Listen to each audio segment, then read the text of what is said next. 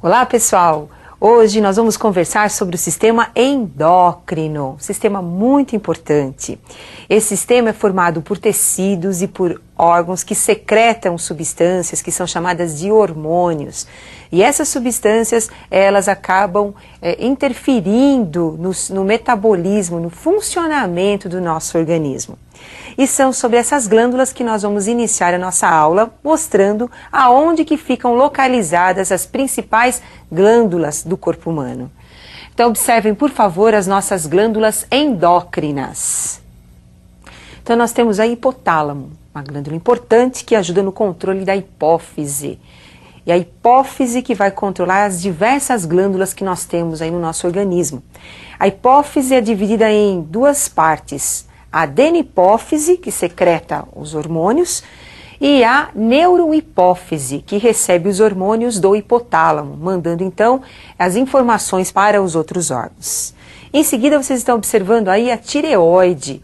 Essa glândula é muito importante porque controla o metabolismo do nosso organismo. Ela produz as tiroxinas T3 e T4. Em seguida, vocês estão observando a paratireoide. Essas glândulas menores, elas controlam a taxa de cálcio na corrente sanguínea. Tanto a paratireoide como a tireoide, elas são controladas pela hipófise. Então, na verdade, o hormônio produzido na hipófise, ele vai através da corrente sanguínea até a tireoide, até a paratireoide. E em seguida, nós vamos ter o funcionamento dessa glândula, a inibição da produção dos seus hormônios ou o estímulo da produção dos seus hormônios. Agora vamos observar as outras glândulas que nós temos no nosso organismo.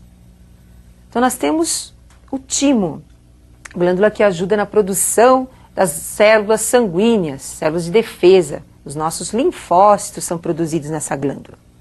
A adrenal, encontrada acima dos rins.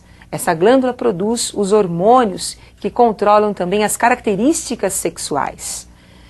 Nós temos o pâncreas, uma glândula que produz a insulina, o glucagon, que ajuda no controle da taxa de glicose no sangue.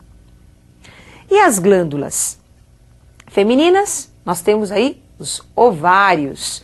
E as glândulas masculinas, nós temos aí o testículo.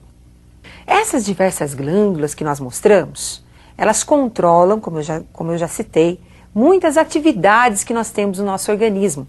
Doenças, como por exemplo a diabetes, é controlado pelo mau funcionamento da glândula, como no caso o pâncreas. Agora, como é que ocorre esse controle das glândulas? Existe um sistema de retroalimentação, que nós chamamos também de feedback. Uma glândula estimula uma outra glândula, um outro órgão, uma outra parte do nosso organismo. E essa outra parte estimulada, ou outro órgão estimulado, responde, como nós vamos verificar agora, a ação de duas glândulas, a hipófise e a tireoide. Então, observem a retroalimentação ou feedback entre essas glândulas. O hipotálamo, através do seu trato nervoso, estimula a hipófise, região anterior da hipófise, que nós chamamos de adenohipófise. E com isso a hipófise começa a produzir um hormônio conhecido como TSH, hormônio tireototrófico. Esse hormônio, através da corrente sanguínea, chega até a glândula tireoide e estimula a glândula tireoide, fazendo com que essa glândula comece a produzir os seus hormônios, o T3 e o T4, que são conhecidos também como tiroxinas. Então a tireoide começa a produzir as tiroxinas, T3 e T4. Esses hormônios atuam no metabolismo da célula, acelerando a sua atividade. E em seguida nós teremos a resposta da tireoide em relação à hipófise, inibindo a produção da hipófise. Essa resposta é o que nós chamamos de feedback ou retroalimentação. Então acompanhem, por favor. Os hormônios tireoidianos, o T3 e o T4, como a sua taxa foi aumentada na corrente sanguínea, devido ao estímulo da hipófise em relação à tireoide, eles agora inibem o tálamo. inibem o hipotálamo para que esse também venha inibir a hipófise, diminuindo a produção do TSH. E com isso, nós teremos uma diminuição da produção dos seus hormônios tireoideanos, que é o T3 e o T4. Então, como nós acabamos de observar, a tireoide só começa a produzir os seus hormônios a partir do estímulo da hipófise. Quando a tireoide aumenta a taxa dos seus hormônios na corrente sanguínea, ao mesmo tempo a hipófise é inibida pelo sistema nervoso, diminuindo a produção dos seus hormônios, diminuindo então a sua ação em relação à tireoide, que também diminui a produção dos seus hormônios. Então esse conjunto de atividades das glândulas é o que nós chamamos então de retroalimentação do sistema endócrino. Agora, um outro processo importante, conhecido como ciclo menstrual, também é controlado por vários hormônios. Entre eles nós temos os hormônios da hipófise e os hormônios ovarianos. E é sobre esse ciclo menstrual que nós vamos conversar agora. Então observem os principais hormônios envolvidos no ciclo menstrual. Então os hormônios da hipófise, nós temos o FSH, que é o hormônio folículo estimulante, e o LH, que é o hormônio luteinizante. Os hormônios do ovário, nós temos o estrógeno e a progesterona. O ciclo menstrual, normalmente, ele tem a duração de 28 dias. Durante esses 28 dias, ocorrem alterações nos ovários e no útero da mulher. Essas alterações são controladas por aqueles 4 hormônios que eu citei para vocês. Então, na verdade, o ciclo menstrual ele é dividido em 2 fases. A primeira fase, que é uma fase germinativa, e a segunda fase, que é uma fase secretória, uma fase de secreção dos hormônios, onde existe a preparação do útero para abrigar o embrião se ocorrer uma gravidez. Então, vamos conversar um pouquinho sobre a fase proliferativa do ciclo menstrual. Então, observem agora a ação do FSH, produzido pela hipófise, no ovário. O primeiro dia da menstruação é o primeiro dia do ciclo menstrual. Então, nós vamos ter aí o FSH agindo nas células ovarianas, que são conhecidas como folículos. As mulheres apresentam de 600 mil a 1 milhão de folículos, que começam a passar por um amadurecimento a partir da sua menarca. Em seguida, o folículo começa a se desenvolver e começa a produzir o estrógeno, hormônio que vai inibir o FSH. Então percebam, a hipófise produz FSH. Um folículo é estimulado, um folículo em relação aos milhares de folículos que nós temos no ovário. E as células foliculares vão amadurecendo e passam a secretar o estrógeno. O estrógeno agora sai do ovário e através da corrente sanguínea chega à hipófise e inibe o FSH. Por quê? Porque o FSH estimula os folículos. Se ocorrer uma inibição do FSH, outros folículos não irão passar por um processo de maturação durante o ciclo menstrual. Então é apenas um folículo que sofre a maturação. Em seguida, nós vamos ter agora a ação de um outro hormônio da hipófise.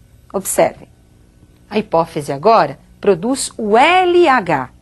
Esse hormônio ajuda no processo de maturação do folículo, ocorrendo então agora a liberação do óvulo. Então ele estimula a ovulação, a liberação do óvulo. Observem que isso está acontecendo na metade do ciclo. Nós temos um ciclo de 28 dias, então no 14º dia é onde nós vamos ter a eliminação do óvulo, que vai esperar o espermatozoide para ocorrer a fecundação, ou não. Após o 14º dia, o que nós vamos ter no ovário? Após a liberação do óvulo, nós vamos encontrar as células foliculares que restaram, que é chamado de corpo lúteo ou corpo amarelo, que passa a produzir um hormônio conhecido como progesterona. Então o ciclo menstrual ele tem 28 dias. primeiro dia da menstruação é o primeiro dia do ciclo. Lembrando que na metade do ciclo, 14º dia, é o dia da ovulação. Então é o dia fértil da mulher. Nesse 14º dia, o óvulo vai ser liberado e ele vai aguardar o espermatozoide, ocorrendo ou não a fecundação.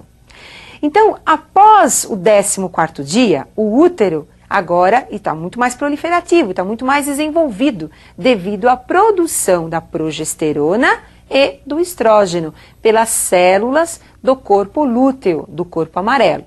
Então, nós vamos ter o desenvolvimento do endométrio, o desenvolvimento de vasos sanguíneos para abrigar o possível embrião, se ocorrer, obviamente, a fertilização.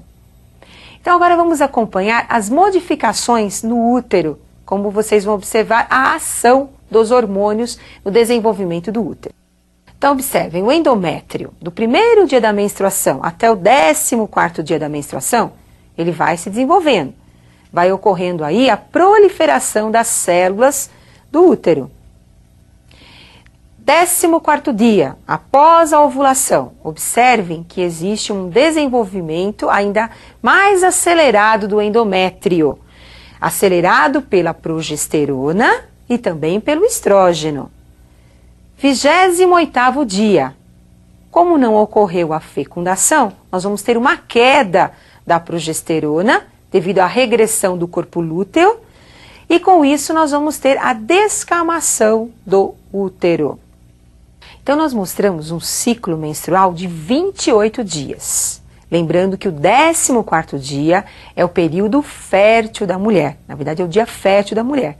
E como o óvulo ele tem de 24 a 48 horas de durabilidade, então nós vamos ter aí um período fértil de mais ou menos 3 dias antes do dia da ovulação e 3 dias após o dia da ovulação.